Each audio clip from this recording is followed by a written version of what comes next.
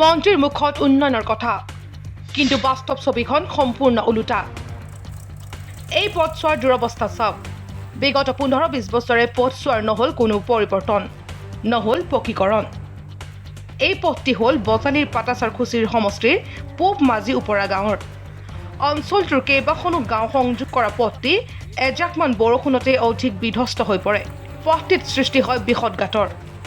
পথটি মেৰামতি কৰাৰ বাবে বিভাগীয় মন্ত্ৰী আৰু স্থানীয় বিধায়ক পবিন্দ্ৰ ডেকাক বাৰে বাৰে আবেদন নিবেদন কৰিছে যদিও কোনো ফল নধৰাত এতিয়া ক্ষুভিত হৈ পৰিছে স্থানীয় অঞ্চলবাসী ছোৱালী স্কুলত যাবৰ কাৰণে বিৰাট অসুবিধা হৈছে সেয়ে আমাক আজি 20-25 বছৰে আজি ৰাস্তাটো দেং বুলি আজিলৈকে দিব পৰা নাই সেইকাৰণে আমাৰ ৰাস্তাটো অতি সোনকালে লাগে ইমান অসুবিধাত ভুগিছোঁ আমি এই প্ৰতিবাৰে আমাৰ এই ৰাস্তাটো তাৰমানে কি বানপানী মানে ভাঙি লৈ যায় কিবা লৈ যায় গতিকে আপোনালোকে যি ব্যৱস্থা কৰে আচলতে অতি সোনকালে তাৰমানে কি ব্যৱস্থাটো কৰিব লাগে কাৰণ বাৰিষা পৰিল কিবা পৰিল